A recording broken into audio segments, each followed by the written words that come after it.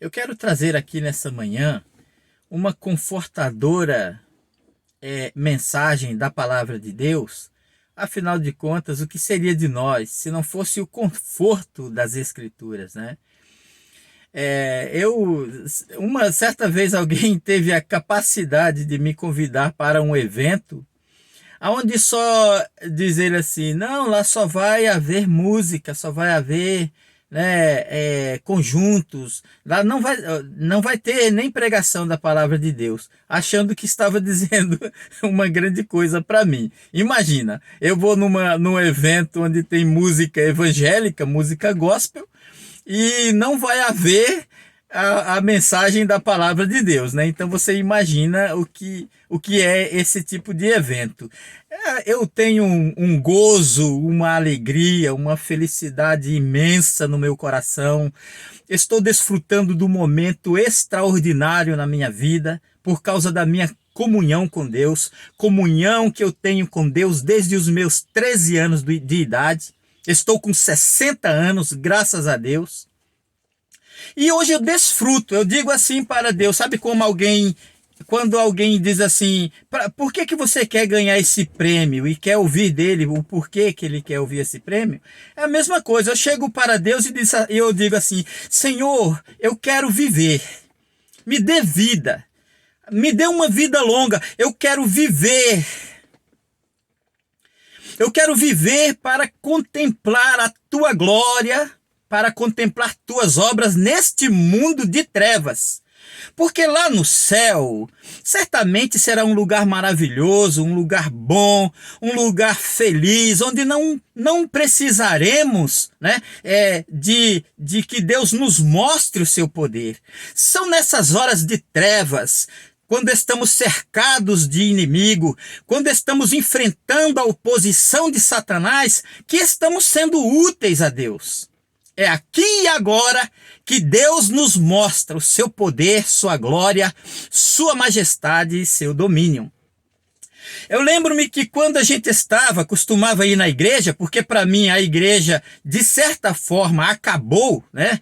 Porque daqui para frente ela só vai piorar, graças a Deus, porque é a instituição que vai ficar ruim, né? Mas para aqueles homens e mulheres de todas as tribos, povos, línguas e nações, aonde houver uma alma, um ser humano em qualquer lugar deste planeta, ele faz parte da noiva imaculada de Jesus Cristo, da noiva do Cordeiro, a igreja de Jesus Cristo, que é formado por homens e mulheres de todas as tribos, povos, línguas e nações. Não é uma denominação, não é uma instituição com CNPJ que vai representar esta noiva de Jesus Cristo, o Cordeiro de Deus. Então, eu tenho certeza, 2023 está aí, o mundo está em trevas, o mundo está em guerra e muitas coisas ruins podem acontecer, principalmente depois das eleições agora no mês de outubro. Que eu tenho dito para os irmãos, eu tenho falado nas minhas pregações, eu não sou político e por isso, Deus não me chamou para a política. E eu acho uma guerra inútil, essas pessoas que perdem o seu tempo denunciando corrupção, denunciando não sei o que lá, fazendo não sei o que, porque isso não vai a lugar nenhum. Mas o Senhor nos chamou para a batalha. O apóstolo Paulo diz assim, sofre, pois, comigo as aflições como bom soldado de Jesus Cristo.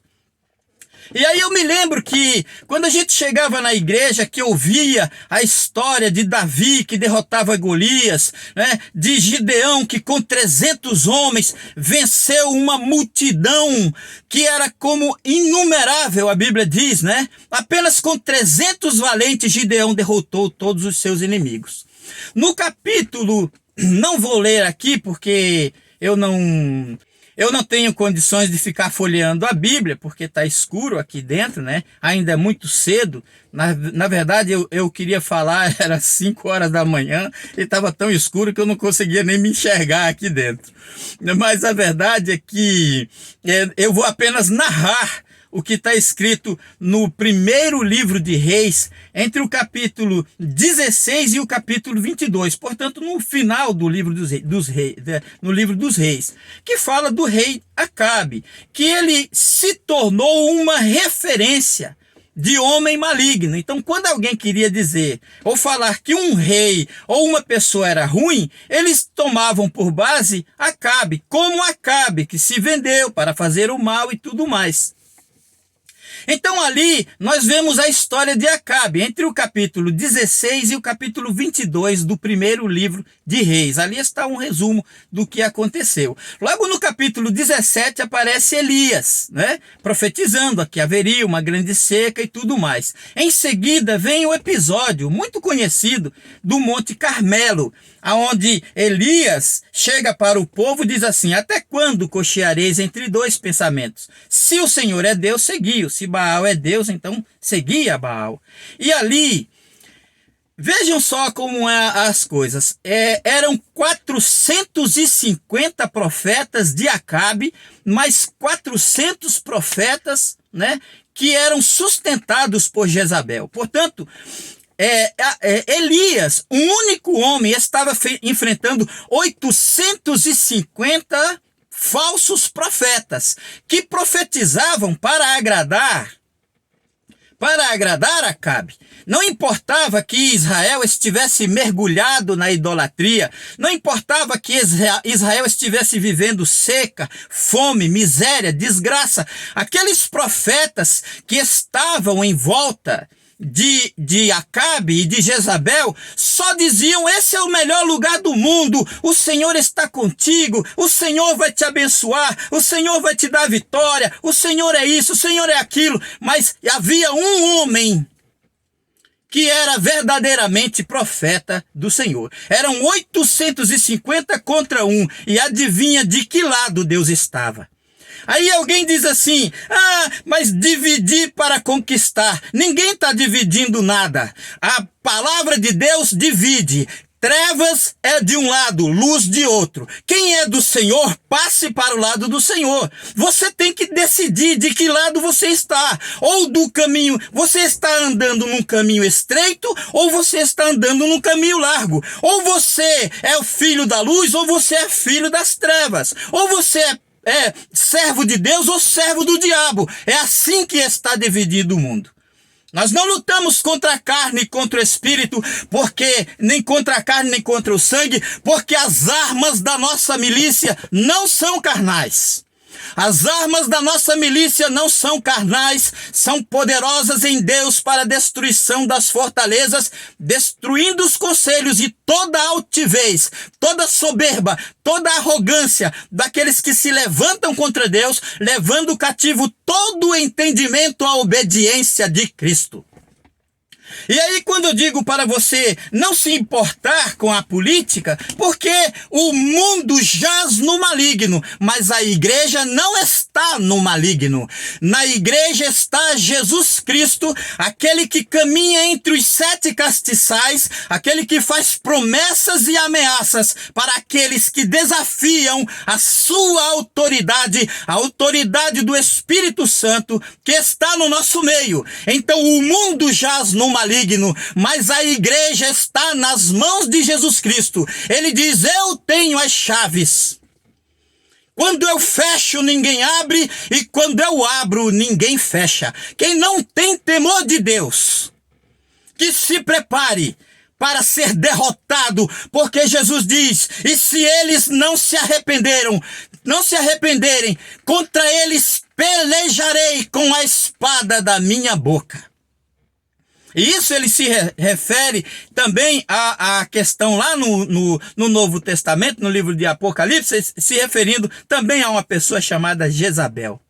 Interessante que depois daquele evento, onde 850 profetas de Baal, mentindo para o povo e para agradar Acabe, dizendo: não, tá tudo certo, isso aqui é maravilhoso. Né? O Israel está maravilhoso, porque vivem às custas de migalhas, porque se venderam por migalhas, traindo o evangelho de Jesus Cristo, e não há arrependimento. Não há arrependimento, porque quando existe arrependimento, há um recuo. Se você se orgulha de uma igreja que acolhe pessoas que não são convertidas, então lembre-se, orgulho até os gays têm. Eu não sei que orgulho que um homem tem de desonrar o seu próprio corpo, né? Eu não sei que orgulho uma pessoa tem de desonrar o seu próprio corpo se entregando a outro homem. Mas este é o orgulho que se tem de uma igreja desviada e de dirigentes desviados também. E aí não há arrependimento, por quê? Logo em seguida, o que acontece?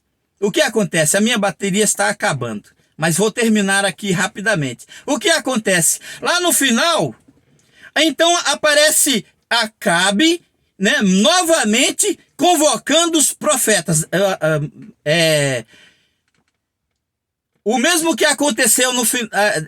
Elias tinha matado vários profetas, 850 profetas de Baal tinham sido mortos. Mas aí Acabe convoca 400 homens que ficam profetizando: o Senhor é contigo, Acabe, o Senhor é contigo, isso aqui está maravilhoso. E aí Josafá diz assim: Acabe, por acaso não tem um homem de Deus aqui a quem a gente possa consultar? Por incrível que pareça, Acabe disse assim: tem um, mas só fala mal contra mim, por isso que eu odeio, que ele me odeia e ele está preso ali. E chamam ele, e esse homem fala, dizendo assim: Acabe, se tu subires nessa batalha, tu não vais voltar vivo. Então ele disse assim: então pega esse homem, coloca ele na prisão e encarcera ele, até que eu volte em paz. E sustenta ele a pão e água na prisão. E então Micaías, que era esse último profeta, ele disse assim: se tu voltares em paz, o Senhor não terá falado pela minha boca.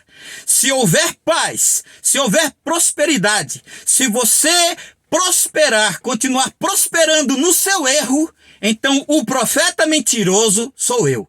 Mas aqueles falsos profetas que ficam defendendo o erro, defendendo a injustiça, defendendo o pecado, muito bem acostumado com a iniquidade que tem passando, mostra que não se arrependeram dos seus pecados. Que isso para eles é tudo normal. Se isso é normal, se não existe arrependimento, não espere melhora dessas coisas. Mas alegra-te no Senhor, né? Levante seus olhos, levante sua cabeça. Olha para o testemunho da palavra de Deus. O Senhor está conosco. Deus está conosco. Aquele que nos fez promessa, aquele que me chamou, me escolheu e disse: vá, é porque eu sou com você. Ninguém prevalecerá contra você todos os dias da sua vida. E isso eu confio em Deus de todo o meu coração. Agradeço de todo o meu coração a tua paciência de escutar esse vídeo. É contigo que o Senhor está falando. Com você que faz parte dos 7.000 que não dobraram os seus joelhos a Baal. Que Deus te abençoe em nome de Jesus Cristo. Amém.